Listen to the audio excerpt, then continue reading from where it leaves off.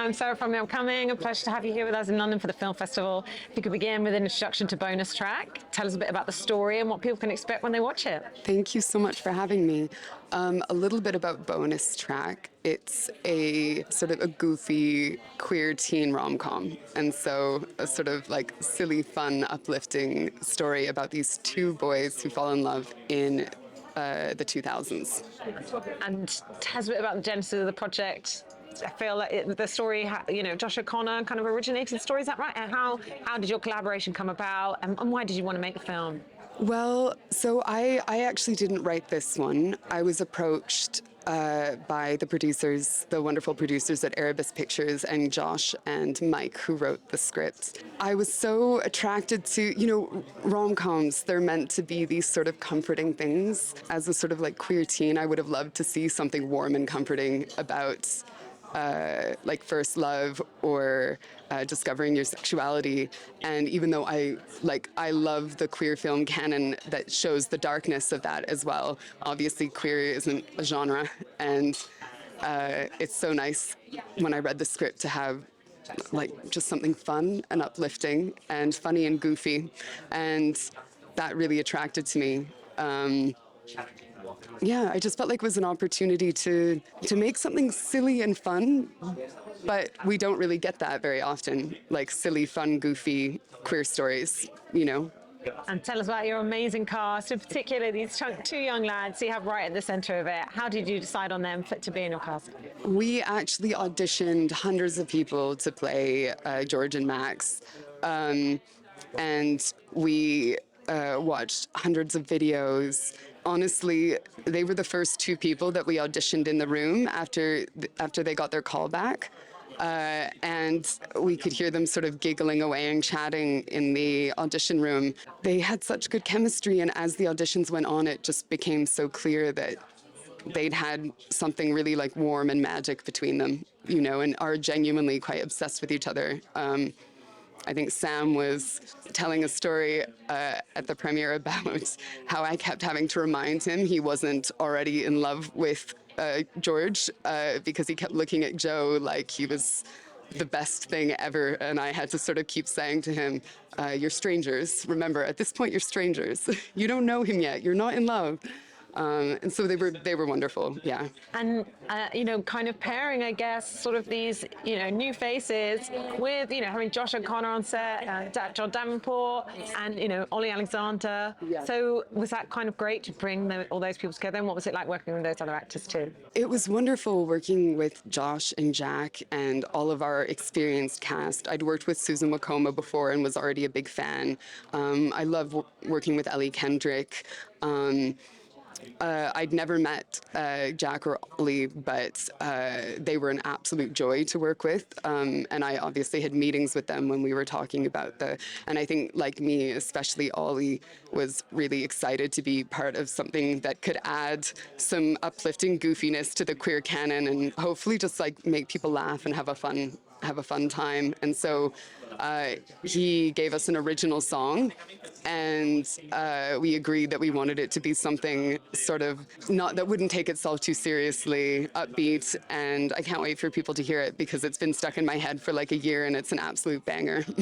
And yeah, this thread of music, why do you think that's so important in the story? And what is it about music that has such an impact on our lives and, helps us connect to our emotions in a way that nothing else can really compare? Yeah, I think that music, one of the things that I thought when I read the script was that it had something of music and lyrics in it, which I actually loved with Hugh Grant and Drew Barrymore. And I think what I loved about this is obviously rom-coms have to sort of hit familiar beats, they're meant to be on some level cozy and comforting. But what I did love about this particular iteration was, first of all, Mike had brought so much like humor and heart to the dialogue and their interactions. But also I loved that music was a chance for them to have a genuine shared passion. And music is something that people can find. You can meet someone who you wouldn't expect to have anything in common with, and you can have such a passion for the same music, and you can have such a, even if you don't speak the same language, I've gone places where I don't speak the same language as people, and we found that we could like just sit and listen to music that we love for hours, and it's just this very like visceral, primal thing about us. And I really loved that as their meeting point that like allowed it to grow, the sort of love story. Yeah. And was it great having Josh involved? And I guess something really amazing when you see these actors that kind of, go from indie and then, they go off almost like to Hollywood, but then they still have their roots kind of in this indie film world and wanting to, lend their name to these amazing stories. Yeah, it was so great to have Josh involved. Obviously, Josh and Mike were involved in this before I was. They were part of my hiring process, and seeing how passionate they were about it. It had a tiny, tiny, tiny budget. Really is a very small indie film, and seeing the passion Josh brought to that was, really encouraging, because he's off doing huge, amazing projects that people obviously should go and see. Challengers, I can't wait. But yes, he was so lovely and supportive, and Mike really took over as the writer, and like Josh was just always there, being incredibly supportive and lending his eye and giving his support. Have you always been a big fan of his? Do you have a favourite role of his, Charles? Don't know.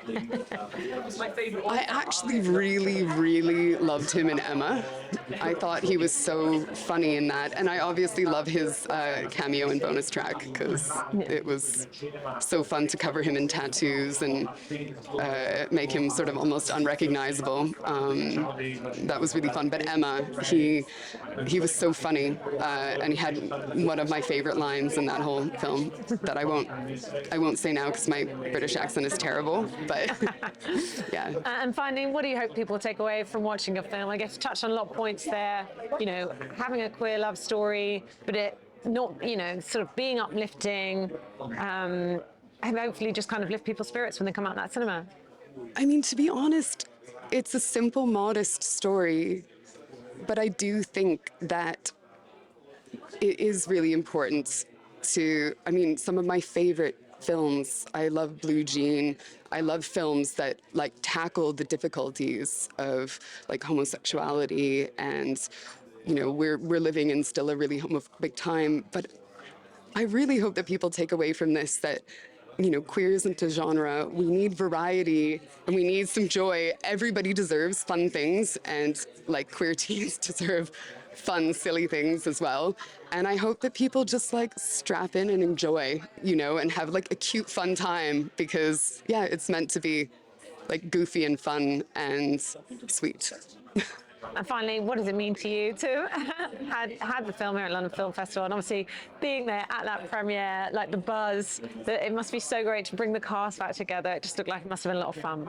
Oh, it was so fun, and we obviously support the strikes 100%, but it was so because it's a small indie film. We had this, we had the support of everybody coming together and celebrating the film, and I would never have expected everybody to turn up, and with the exception of the lovely Alison Sudol, who couldn't be there, everybody was there celebrating. We might never all be in the same room again, and that was really heartwarming for me. And finally, do you already know what you're going to work on next? Have you got another project in the pipeline? Yes. You never know what's going to happen next, but I've adapted a graphic novel, a really great graphic novel called The 100 Nights of Hero by Isabel Greenberg, and we're hoping that will be the next one. Amazing. Thank you so much for sharing all that with me, and really enjoy the rest of your time here in London. Thank you so Thanks so much.